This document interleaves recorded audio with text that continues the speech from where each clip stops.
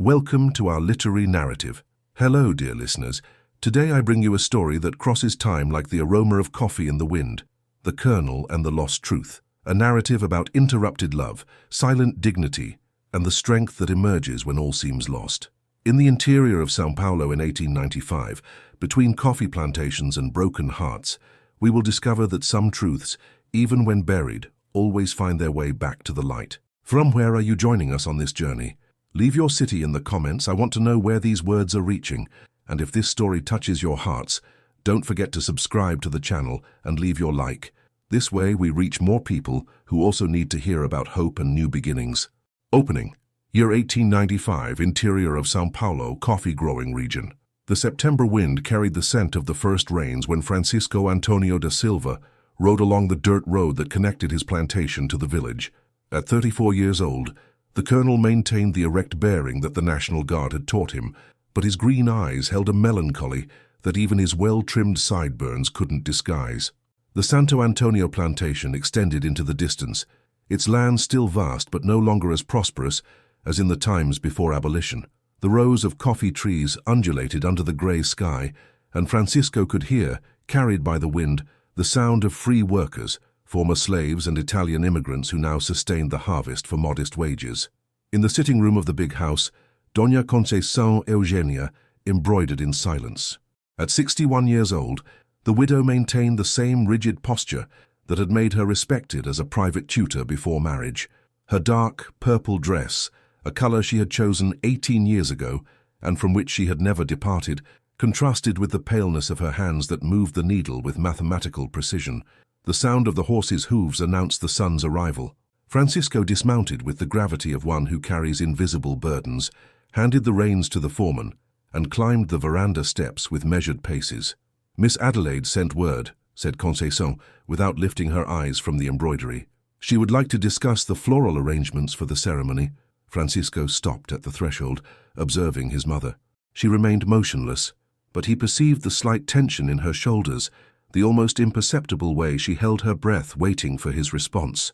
3 weeks, he murmured, more to himself than to her. 3 weeks, and everything will be decided. Conceição finally raised her grey eyes, those same eyes that had intimidated generations of students, and that now fixed on her son with a mixture of authority and something that could be interpreted as maternal concern. "It's a good marriage, Francisco.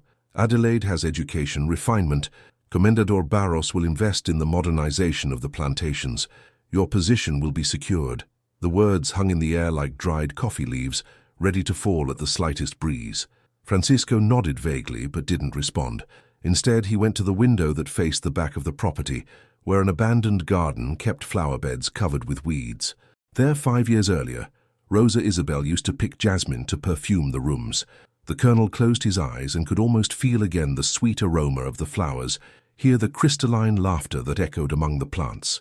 But when he opened them, there was only silence and the wild vegetation that had reclaimed its territory. What secrets did the abandoned garden still hold? Dawn arrived wrapped in mist, and Francisco hadn't managed to sleep. He walked barefoot across the noble wood flooring, his steps muffled by the Persian carpet that his first wife had chosen on a trip to São Paulo. Every object in the house seemed to whisper memories: the Venetian mirror where Rosa combed her hair, the velvet armchair where she embroidered on rainy afternoons, the grand piano that had remained closed for 5 years. Joaquim had arrived the evening before from Santos, where he maintained a law office.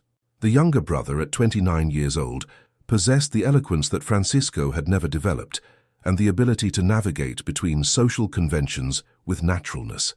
His English coat and silk tie contrasted with the rural simplicity that Francisco had never abandoned. "I thought I would find you in the office reviewing contracts," said Joaquim, appearing at the door of the sitting room. Francisco turned slowly. His brother carried a leather briefcase and an expression that mixed concern with something that could be interpreted as guilt. "The contracts can wait. Some nights are too long for numbers and clauses." Joaquim approached the window where Francisco remained, watching the dawn tinge the coffee plantations with gold. The morning light revealed the premature wrinkles around the colonel's eyes, marks that hadn't existed before Rosa disappeared. "Francisco, about the marriage. Adelaide is an exemplary young lady. Educated at Sacred Heart, speaks French, plays the harp. She will be dignified company for you." "Dignified," repeated Francisco, savoring the word as if it were bitter coffee. "An interesting word, Joaquim. How many decisions do we make in the name of dignity?" The lawyer adjusted his shirt cuffs, a nervous gesture that Francisco had known since childhood. It was the same movement Joaquim made when he lied to their father about poor grades in school. "What do you mean by that?" Francisco didn't respond immediately. Instead, he walked to the jacaranda desk and opened a drawer. From inside it, he took out a small mother-of-pearl box that contained some of Rosa's belongings: a cameo brooch, a handkerchief embroidered with her initials, a yellowed photograph where she smiled beside a garden in bloom. "Sometimes I wonder if she found happiness, if she's well wherever she may be." Joaquim swallowed hard, his face paling slightly. He approached slowly, as if walking on thin ice. "Francisco, Rosa chose to leave. The traveling salesman, the jewels. You need to accept that she chose?" Francisco raised his eyes, and for the first time in years, Joaquim saw something beyond melancholy in that gaze. There was a faint flame, almost extinguished, but still alive. "Are you sure she chose, brother?" The silence that followed was dense as the morning mist.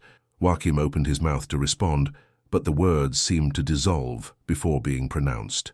What was Joaquim hiding about Rosa's disappearance? Adelaide Vasconcelos Barros arrived at the Santo Antonio plantation in a golden carriage pulled by 2 white horses, like a princess from the tales that Conceição used to read when Francisco was a child. At 21 years old, she possessed the brunette beauty typical of the coffee elite's daughters: velvety skin, expressive brown eyes, and a posture that revealed years of refined education. Conceição received her on the main veranda with the ceremony due to a future daughter-in-law of her lineage. The 2 women greeted each other with air kisses and measured smiles, like duelers who respect each other before combat. "How beautiful you look, dear Adelaide," said the widow, examining the navy blue dress adorned with French lace. "This tone enhances your eyes admirably. Doña Conceição is very kind. Mamma insisted I bring the fabric from Paris.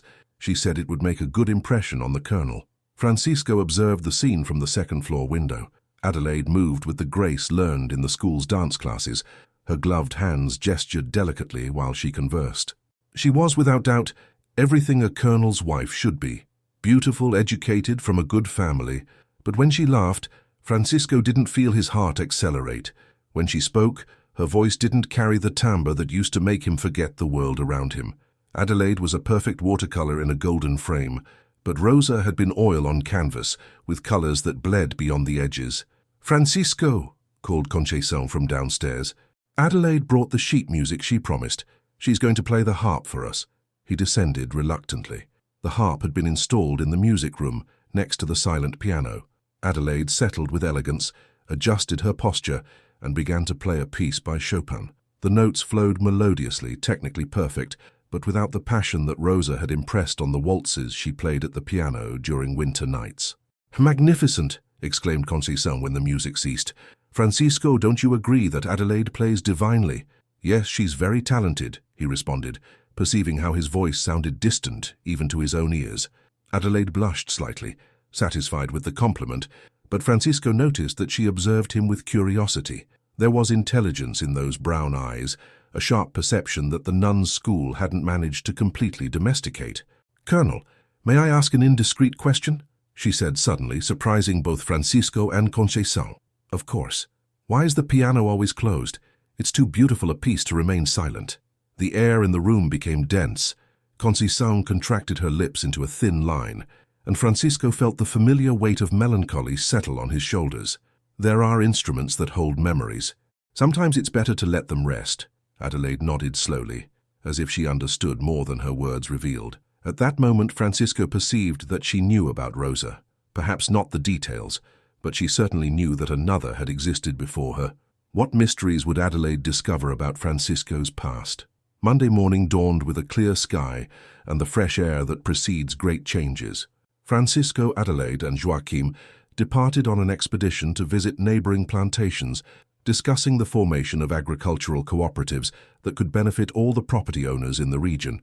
It was a modern idea, influenced by the economic theories that Joaquim had studied in São Paulo. They rode in single file along the dusty road, Francisco at the front, mounted on his chestnut horse, followed by Adelaide on a white mare, and Joaquim closing the group. The morning sun warmed their backs as they passed the Boa Vista and Santa Rita plantations, where they were received with the courtesy due to a colonel and his future wife. The São José plantation of Major Medeiros was the last of the journey. Impoverished after abolition, the property now depended on the work of former slaves and Italian immigrants who accepted low wages in exchange for housing and food. The plantations extended over sloping terrain, and the sound of workers singing during the harvest reached them carried by the breeze. "What an interesting melody," commented Adelaide, tilting her head to listen better. "It seems like a mixture of different languages." "It's the Italians and the freedmen," explained Joaquim. "Each group brought their work songs." Francisco nodded, but his attention was focused on the workers moving among the coffee groves. About 25 people harvested the ripe beans, their simple clothes stained with earth and sweat. There were entire families, bare-chested men carrying baskets, women in dark skirts and straw hats, children running between the rows. It was then that he saw her.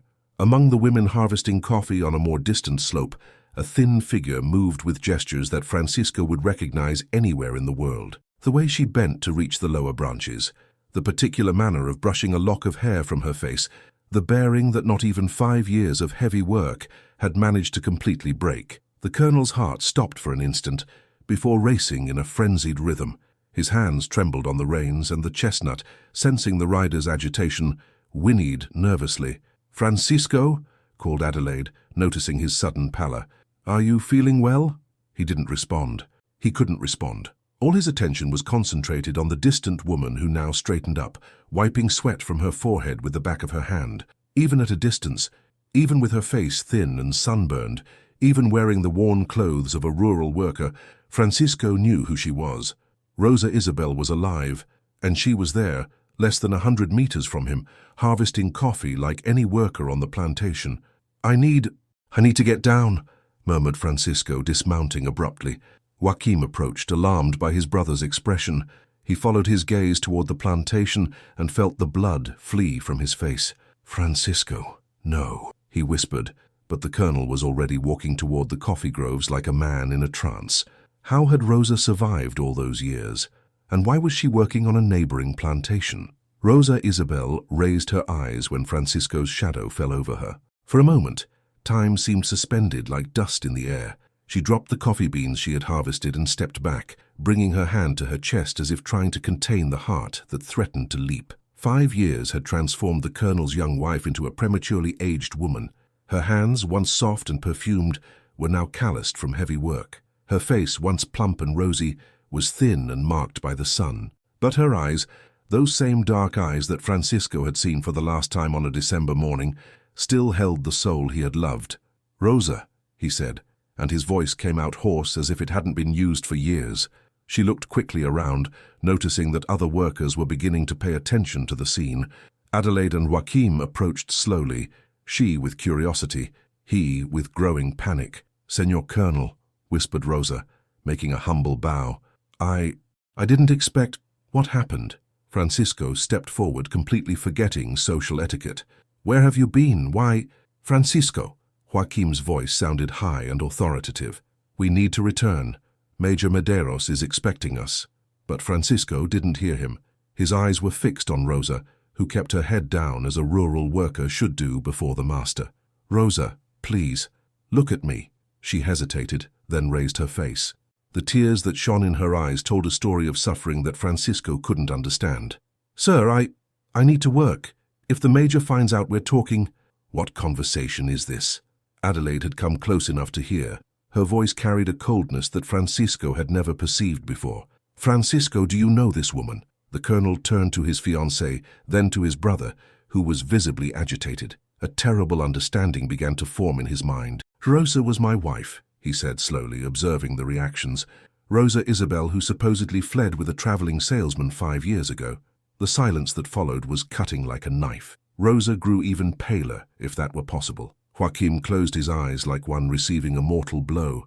Adelaide stepped back, her elegant composure finally shaken. "Impossible," murmured Joaquim. "Rosa died. Left very far away." "The documents." "What documents, Joaquim?" Francisco turned to his brother, and his voice carried an authority he hadn't shown for years. What documents did you see? Who prepared them? Rosa looked from one to the other with growing desperation. Suddenly she moved away, walking quickly toward the other workers. Wait!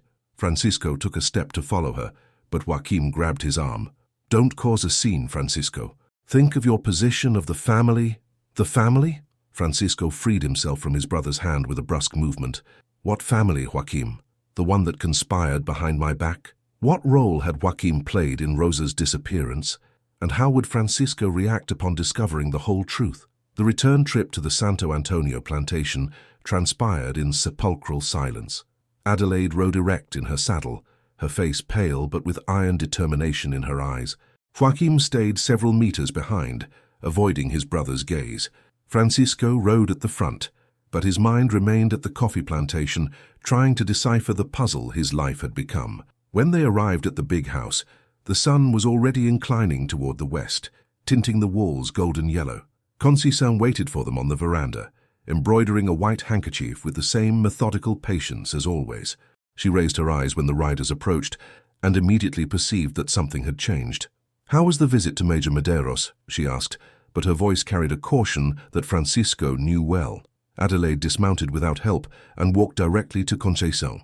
Her elegant posture couldn't disguise the agitation that bubbled beneath the surface. "Doña Conceição, I need to speak with you about Francisco's past, about Rosa." The embroidery slipped from the widow's hands. For a moment that seemed eternal, she stared at Adelaide with her grey eyes, calculating, measuring, evaluating. "Adelaide, dear, some matters are better left in the past. Rosa died to this family the day she chose to dishonor it." "Died?" Francisco slowly approached the two women. "Or was she killed, mother?" Conceição rose from her chair with the dignity of a dethroned queen. Even at 61 years old, she radiated an authority that made grown men bow before her. "Francisco Antonio, you're speaking nonsense. Rosa left of her own free will. There was a letter, witnesses." "Where is the letter, mother? I would like to reread it." It was destroyed. It made no sense to keep such distress." Joaquim approached slowly, his face livid. He opened his mouth several times before managing to speak. "Francisco, perhaps it would be better if we left the past in peace. Adelaide is an exemplary bride. The marriage would solve our financial problems." "Our problems?" Francisco turned to his brother like a predator scenting prey. "Since when do you worry about the plantation's problems, Joaquim? You live in Santos, you have your office, your urban clients. I always cared about the family. I always did what was best for whom, Joaquim? For me, or for you and our mother?" Adelaide observed the scene with growing understanding. Her refined education had taught her to read between the lines of social conversations, and now she clearly saw what was being revealed. "You did something to Rosa," she said, and her voice cut the air like a whip. "You made her disappear." Conceição straightened her shoulders, assuming the teacher's posture she always adopted when someone dared to question her. "Adelaide, you're too young to understand life's complexities. Sometimes to protect those we love, we need to make difficult decisions." "Difficult decisions?" Francisco felt fury growing in his chest, an emotion he hadn't experienced for 5 years. "What decisions, mother? Tell me about those decisions." The silence extended like a spiderweb. Then, to everyone's surprise, it was Adelaide who spoke first. "I cannot marry a man who still loves another woman, and I certainly cannot be part of a family that destroys innocent people." She headed into the house, probably to gather her things. Francisco remained on the veranda, facing his mother and brother. What exactly had Conceição and Joaquim done to Rosa, and would Francisco have the courage to face the whole truth? Night fell over the Santo Antonio plantation like a black mantle, but no one in the big house could find peace. Adelaide had departed in a carriage sent by her father, taking with her not only her belongings, but also the hope of a marriage that would save the Silva family's finances. Francisco found Joaquim in the library, drinking cognac before the cold fireplace. The younger brother held the glass with trembling hands, his pale face reflecting the weight of secrets he had carried for 5 years. "Tell me," said Francisco, sitting in the opposite armchair. "Tell me everything about Rosa." Joaquim drank the rest of the cognac in one gulp, like someone taking bitter medicine. He closed his eyes, and when he opened them, Francisco saw tears that his brother was trying to contain. "She was pregnant," murmured Joaquim. "Rosa was expecting a child when it happened." Francisco felt the world spin around him. A child, a son he had never known. "Continue." "Mother discovered it before you did. Rosa had only told the village midwife. Mother said that a child born of inferior blood would forever stain the family lineage. Rosa wasn't of inferior blood. She was the daughter of prosperous merchants. But she had no title, no formal education. Mother said that children inherit not only blood, but the mother's social position. Francisco stood abruptly, walking to the window that faced the abandoned garden. Outside, the moon illuminated the weed-covered flower beds where Rosa used to pick flowers. "What did you do?" Joaquim began to cry silently. They were a man's tears, contained but deep, wetting his cheeks without sobs. "We hired men, rough men. We said it was to take her away, give her money to start a new life in another city. We said it was best for everyone. But that's not what happened. No, they abandoned her in a distant city, without money, without documents. They were instructed to tell her family that Rosa had dishonored the Silvers, and that any contact would be considered an affront." Francisco pressed his forehead against the cold glass. For 5 years, while he wasted away from melancholy, Rosa struggled to survive in a foreign land, pregnant and abandoned. And the child? We don't know. Rosa disappeared completely. We only found her now by chance, working at Major Medeiros' plantation. Francisco turned slowly toward his brother. His green eyes shone with a determination that Joaquim hadn't seen for years. "You're going to help me find her again. You're going to help me discover what happened to my child. And then, Joaquim, you're leaving this house and never coming back." Joaquim nodded, knowing there was no possible forgiveness for what he had done, but there was something else Francisco needed to know. "And our mother? What will you do with her?" Francisco looked at the ceiling where he knew Conchaisan was in her room, probably awake, knowing that her carefully constructed life was crumbling. She made her choice 5 years ago. Now she'll live with the consequences. What fate awaited the lost child, and how would Francisco confront his mother for the last time? Dawn found Francisco riding alone along the dusty road that led to Major Medeiros' plantation. He had departed before sunrise without telling anyone, carrying only the hope of finding Rosa and discovering the truth about his lost child. The plantation buzzed with the morning activity of the workers. Francisco located Rosa among the women preparing baskets for the harvest. This time she saw him approaching and didn't try to flee. There was something in her posture, a resigned dignity, that suggested she was too tired to continue running. "Rosa," he said, dismounting a few meters from her, "I need to talk with you." She signaled to the other women, who discreetly moved away. For a moment, they were alone among the rows of coffee trees, with only the morning bird's song witnessing their reunion. "Joaquim told me about the child," Francisco said softly. "Our child." Rosa closed her eyes, as if the pain were physical. When she opened them, tears traced furrows in her sunburned cheeks. "Anna," she whispered. "Our baby is called Anna. Anna is alive. Yes, she's 4 years old now. Brown hair like yours, dark eyes like mine. She's intelligent, Francisco. Very intelligent." Francisco felt an emotion so intense that he needed to lean against a coffee tree trunk to keep from collapsing. "Where is she? Who is caring for her?"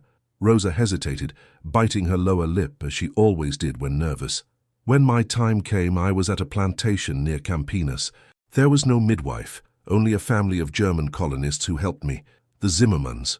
"They have Anna?" "Yes. When Anna was born, I was very weak, sick. I had no milk, no money for medicine. The Zimmermans offered to care for her until I recovered, but you never managed to get her back." "I tried. For 2 years I tried to find work that would give me conditions to raise her, but no one hires single women for jobs that pay well enough. And the Zimmermans, they're good people, Francisco. Anna loves them. To her, they are her parents." Francisco understood the complexity of the situation. Anna had a family that loved and cared for her. Taking her away abruptly would be cruel to the child. "Do you visit her?" "Sometimes, when I can get time off and money for the trip. She knows me as Aunt Rosa. The Zimmermans never hid that she was adopted, but she doesn't know we're her parents." "How could I explain?" "That her father is a rich colonel and her mother a rural worker. That we were separated by people who considered us incompatible." Francisco extended his hand, delicately touching Rosa's face. It was the first physical contact they had had in 5 years. "We can explain together. We can try to build a gradual relationship with her." Rosa held his hand, intertwining her calloused fingers with his. "And your new fiancée? And your family?" "Adelaide left yesterday. And as for my family, Joaquim will be expelled from the plantation. My mother will live with the consequences of her choices." How would Anna react to learning who her real parents were? And would the Zimmermans allow this reapproximation? 3 days later, Francisco and Rosa traveled together in a rented carriage toward Campinas. It was strange to be side by side again, separated by 5 years of suffering, but united by the hope of reuniting with their daughter. The 2-hour journey allowed them to talk about the lost years. Rosa told about the plantations where she had worked, always using false names, always fearful of being recognized. She spoke about the cold nights sleeping in overcrowded barracks, about the hunger that made her accept any work, about the nostalgia that consumed her when she thought of Francisco and the daughter she had barely known. Francisco, for his part, described the years of melancholy that almost killed him, the months bedridden with nervous fever, the way the plantation almost went to ruin while he wasted away. He spoke about the nights when he walked through the abandoned garden, searching for ghosts that never appeared. "Do you forgive me?" she asked when the carriage stopped at an inn to change horses. Francisco took her hands, observing the calluses that testified to years of hard work. "I'm the one who should ask forgiveness, for not having protected you, for not having perceived my own family's conspiracy. We were both victims, Francisco. Now we can try to rebuild what was destroyed." The Zimmermans' farm was located in a region of fertile lands where German families had settled to cultivate coffee and cereals. The house was simple but well kept, with a flowered garden in front and the sound of children playing in the back. Heinrich Zimmermann received them with the typical courtesy of German colonists. He was a 40-year-old man with blonde hair and kind blue eyes. His wife, Greta, appeared at the door drying her hands on a white apron. "Rosa!" exclaimed Greta with a German accent. "How good to see you. Anna will be very happy." "Greta, Heinrich, this is Francisco, Anna's father." The silence that followed was charged with tension. Heinrich observed Francisco attentively, noting his quality clothes, his aristocratic posture, the contrast with Rosa's rural simplicity.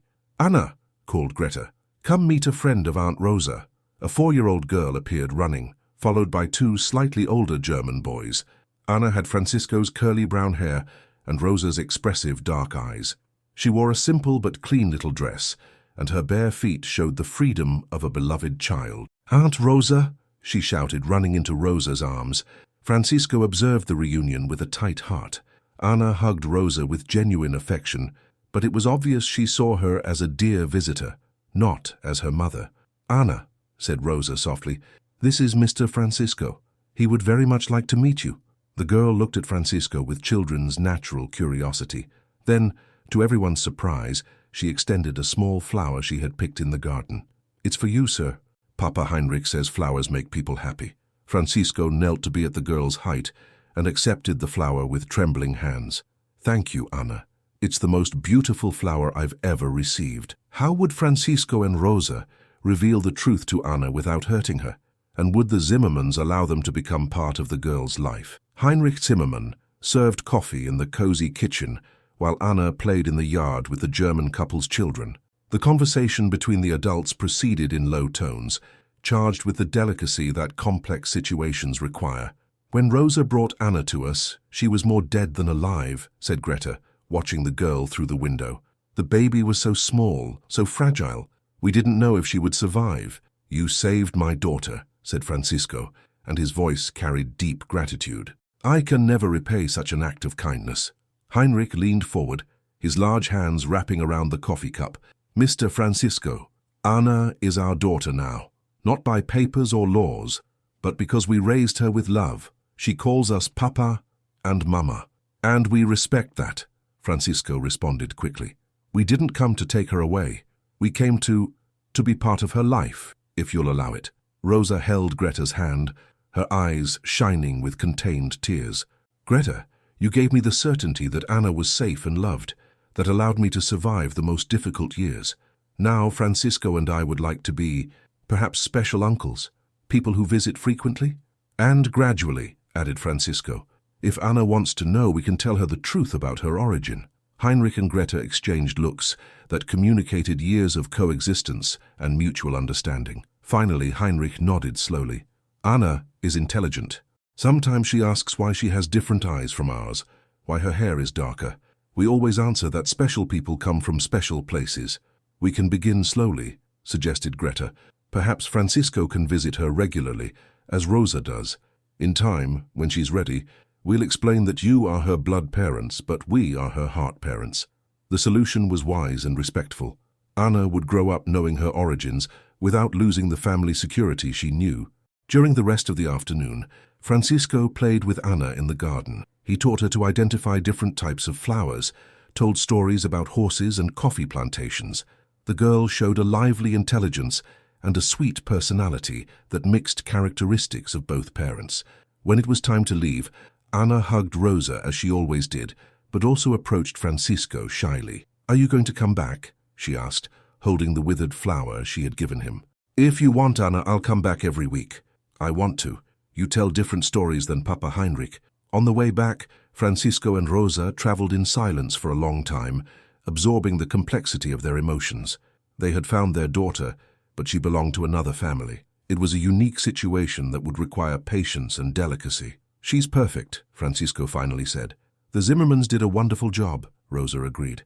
"Anna is loved, educated, happy, and we can be part of that happiness. Perhaps not in the traditional way, but in a true way," Rosa completed. "In time, she'll understand that she can have 4 parents who love her." How would Francisco face his family upon returning, and what future would he build with Rosa? Francisco returned to the Santo Antonio plantation at sunset, accompanied by Rosa. It was the first time in 5 years that she had set foot on the property where she had been wife and mistress. Everything seemed smaller than her memories held, the gardens wilder, the big house less imposing, the furniture covered with the patina of time. Conceição waited for them on the veranda, seated in her rocking chair with embroidery in her lap. At 61 years old, she maintained her erect posture and penetrating gaze, but Francisco noticed something different, a fragility he had never perceived before, as if years of secrets finally exacted their price. "So you returned," she said, when Francisco and Rosa climbed the veranda steps. "And you brought your former wife." "Rosa is my wife," Francisco corrected firmly. "She always was. The papers you and Joaquim forged didn't change that." Conceição observed Rosa with the cold eyes she had used to intimidate generations of students. Rosa sustained her gaze without looking away, her dignity intact, despite her simple clothes and calloused hands. "You're very rustic," Conceição commented with disdain. 5 years of manual labor left marks." "Marks of honesty," Rosa replied, speaking for the first time. "Marks of someone who fought to survive after being torn from her home by force and deception. You never belonged to this house. You were an intruder temporarily tolerated." Francisco stepped forward, placing himself between the two women. "Mother, your time of deciding who belongs or doesn't belong to this family is over. Joaquim has already left for Santos and won't return. You can stay in the townhouse or look for other lodging. This plantation has been my home for 40 years. It was, until you decided to conspire against my marriage and destroy an innocent woman's life." Conceição rose slowly, wounded dignity making her appear larger than she really was. "I did what any mother would do to protect her son's future. Rosa was inadequate for your social position." "Rosa was adequate for me," Francisco said in a low but firm voice. "And that was all that mattered." "And now," Conceição asked with bitterness, "are you going to present her in society? Take her to balls and receptions? Do you believe rural aristocracy will accept a woman who worked in the coffee fields?" "Society's opinion no longer interests me, Mother. For 5 years I lived trying to maintain appearances, honor traditions, preserve a status that almost killed me with sadness." Rosa lightly touched Francisco's arm, a gentle but significant gesture. "Francisco, perhaps your mother is right about some things. I changed. I'm no longer the girl who married you." "Neither am I the same man," he responded, covering her hand with his. "We are two people who suffered, who learned, who lost illusions but gained wisdom." Conceição observed the gesture with an indecipherable expression. For a moment, something passed through her eyes, perhaps regret, perhaps recognition of a definitive defeat. "You are fools," she said finally. "You'll discover that love doesn't put food on the table or pay the plantation's debts." "Then we'll learn together to solve our problems," Francisco replied. "As it should have been from the beginning." Conceição gathered her embroidery and headed into the house. At the door, she stopped without turning around. "I hope you find the happiness you believe you deserve," she said, and there was as much poison as sadness in her voice. What kind of life would Francisco and Rosa manage to build together, and how would they overcome the practical challenges that awaited them? The months that followed were of learning and adaptation, Francisco discovered that Rosa had changed more than he had imagined. The years of hard work had made her more practical, less romantic, but also more resilient.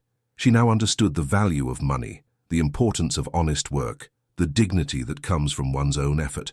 Rosa, for her part, had to relearn living in a big house, the fine furniture, meals served on porcelain, clothes of expensive fabrics. All of this seemed strange after years of forced simplicity. But she brought a different energy to the house. She organized the workers with efficiency learned in the coffee fields, implemented domestic economies that Francisco had never considered, transformed the abandoned garden into a productive vegetable garden. Visits to Ana became a weekly routine. Francisco gradually built a special relationship with the girl, who began calling him Uncle Francisco and eagerly awaiting his stories and gifts. Rosa maintained her role as dear Aunt Rosa, but now she could hug her daughter without the weight of guilt and despair. Heinrich and Greta Zimmermann proved to be generous parents, allowing Ana to spend entire afternoons at the Santo Antonio plantation. The girl loved the horses, ran through the gardens, and even helped Rosa in the vegetable garden. Gradually, through careful conversations appropriate to her age, Ana began to understand that Francisco and Rosa were very special people in her life. "Uncle Francisco," she asked one December afternoon, sitting in his lap while they watched the sunset, "why do you and Aunt Rosa sometimes look sad when you look at me?" Francisco exchanged glances with Rosa, who was seated a few meters away in a rocking chair. "Sometimes, Ana, people feel sad because they lost precious time. Time they would have liked to spend with people they love. Like you and me? Exactly like you and us." Ana reflected on this with the seriousness of an intelligent child. "But now, you're here. And I'm here too.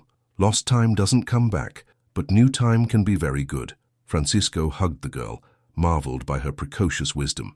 Ana was right.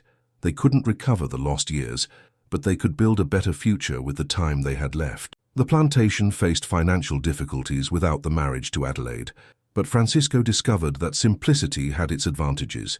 He reduced superfluous expenses, sold some unnecessary luxury objects, invested in plantation modernization with the help of specialized workers. Rosa revealed herself as a born administrator. Her experiences on different plantations had taught her planting and harvesting techniques that Francisco had never known.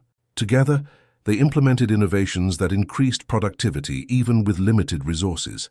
At the end of the year, when the first summer rains arrived, Francisco and Rosa were on the veranda watching Ana play with the Zimmermann children who had come to visit her. "Do you regret it?" Rosa asked softly. "Choosing this life instead of marriage with Adelaide?" Francisco took her hand, noticing that the calluses were beginning to soften with care and time. "The only thing I regret is not having fought for you 5 years ago, believing the lies, letting myself be carried away by melancholy instead of seeking the truth. We were young, and your family was very powerful. Now we're older and wiser, and Ana will have a different story from ours." What final revelation awaited Francisco and Rosa, and how would their story find its true ending? The year 1897 brought unexpected changes to the Santo Antonio plantation. In September, exactly 2 years after the reunion that had changed everything, Rosa made a discovery that would completely transform their lives. Francisco found her one morning sitting in the garden they had rebuilt together, with tears streaming down her face and a letter in her hands. Alarmed, he ran to her, fearing bad news about Ana or the Zimmermanns. "Rosa, what happened? Are you well?" She raised her radiant face, the tears revealing themselves to be of joy, not sadness. "Francisco, we are going to have another child."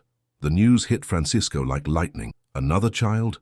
After everything they had gone through, after the pain of losing Ana's first years, was fate giving them a second chance? "Are you sure?" The midwife confirmed it yesterday. "I'm 3 months along."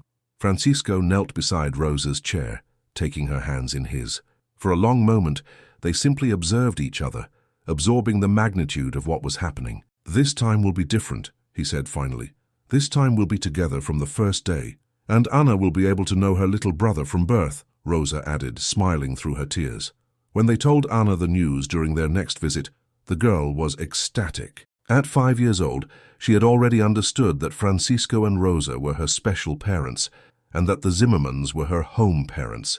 The idea of having a little brother left her radiant with expectation. "Can I choose the name?" she asked, hopping from one foot to the other. Of course you can help choose, Francisco responded, taking her in his arms. You're going to be the big sister. It's a very important responsibility. Heinrich and Greta Zimmermann also received the news with joy, understanding that this would strengthen even more the bonds between the two families. Anna now had roots in two places, with four parents who loved her in different but equally deep ways. During the following months, Rosa flourished with pregnancy. Unlike the first time, when she was alone and desperate, now she felt supported and happy. Francisco didn't leave her side, compensating for the care he hadn't been able to offer 5 years earlier. Anna actively participated in the preparations, helping Rosa organize the baby's room, suggesting names and telling stories to her mother's belly. Her naturalness with the situation surprised the adults. For her, having two homes and several people who loved her was simply normal. In March 1898, during a gentle, rainy afternoon, Rosa went into labor. This time Francisco was at her side, holding her hand, offering words of encouragement. Anna waited anxiously in the living room with Heinrich and Greta, who had come especially for the birth. When the baby's cry echoed through the house, Francisco felt an emotion he hadn't experienced with Anna, the pure joy of being present at the moment his child arrived in the world. "It's a boy," announced the midwife, placing the child in Rosa's arms. Anna was the first to meet her little brother. She approached the bed with wide eyes, observing the small being who slept peacefully. "He's beautiful," she whispered, "and I've already chosen the name." "What name did you choose?" Rosa asked softly. "Pedro Antonio. Pedro for Grandpa Zimmermann, who taught me German, and Antonio for Papa Francisco." How would Pedro's arrival definitively transform the family's life? And what future awaited these two children united by love? 5 years later, in 1903, the Santo Antonio plantation had been completely transformed. What had once been a declining property, haunted by secrets and melancholy, had become a prosperous and life-filled place. The agricultural innovations implemented by Francisco and Rosa, combined with the dedicated work of well-treated colonists, had restored the land's profitability. Pedro Antonio, now 5 years old, ran through the flourishing gardens in the company of Anna, who at 10 years old had proudly assumed the role of big sister and protector. The girl spent half her time at the Santo Antonio plantation and the other half with the Zimmermanns, a solution that had proved perfect for everyone involved. Francisco watched his children play under the shade of the mango tree he had planted the previous year. Rosa sat beside him, embroidering a tablecloth while gently rocking in a rocking chair. At 32 years old, she had recovered the beauty that the difficult years had temporarily obscured, but now she also possessed a serenity that only comes from maturity conquered through overcome suffering. "Do you still think about the past?" Francisco asked, watching her put the embroidery in her lap to contemplate the children. "Yes," she responded honestly, "but not with sadness. I think of it as a storm that passed, leaving the soil more fertile." Anna approached running, her brown hair flowing in the wind. "Papa Francisco, Pedro wants to know if he can ride the little horse." Francisco smiled upon hearing the title Anna had chosen to differentiate him from Heinrich, whom she called German Papa. The girl had naturally created a nomenclature that honored both families. "Tell Pedro he first needs to learn to brush the horse. Responsibility always comes before privilege." Anna nodded solemnly and ran back to her brother. Francisco watched her leave, marveled once again by the wisdom and naturalness with which she navigated between two worlds. "She'll be an extraordinary woman," Rosa commented. "Strong as a survivor, but sweet as someone who was loved. And Pedro? Pedro will be whatever he wants to be. He has the privilege Anna didn't have. He was born in peace, surrounded by love from the first day." Francisco took Rosa's hand, intertwining their fingers. 5 years earlier, when he had found her again in the coffee fields, he hadn't dared dream they could rebuild not only their love, but an entire life. "Do you forgive my mother?" he asked suddenly. Rosa reflected for a moment before responding. Conceição acted out of fear of losing control, fear that traditions would change, fear that the world she knew would disappear. "I can't say I forgive her completely, but I understand she was a product of her time. She never tried to approach again. And perhaps that's better. Some wounds heal better when they're not constantly touched." The sun began to set, tinting the sky with orange tones that reflected in the windows of the big house. Pedro ran to them, dirty with earth, but radiant with joy. "Mama Rosa, Papa Francisco, Anna said I'm going to get a horse when I turn 6. "Anna said that?" Francisco feigned surprise. "And what do you think of that idea?" I think I need to grow a little more and learn to be responsible, Pedro responded with the comic seriousness of small children. Rosa laughed, a crystalline sound that echoed through the garden like music. It was the same laughter Francisco remembered hearing years before, but now it carried nuances that only life's experience can add. When the stars began to appear in the sky, the family gathered on the veranda for dinner. Anna told stories about the German lessons she had learned with Heinrich. Pedro enthusiastically described the puppies that had been born at the Zimmermann's property. Francisco and Rosa simply listened, absorbing each moment, knowing these were the memories they would keep forever.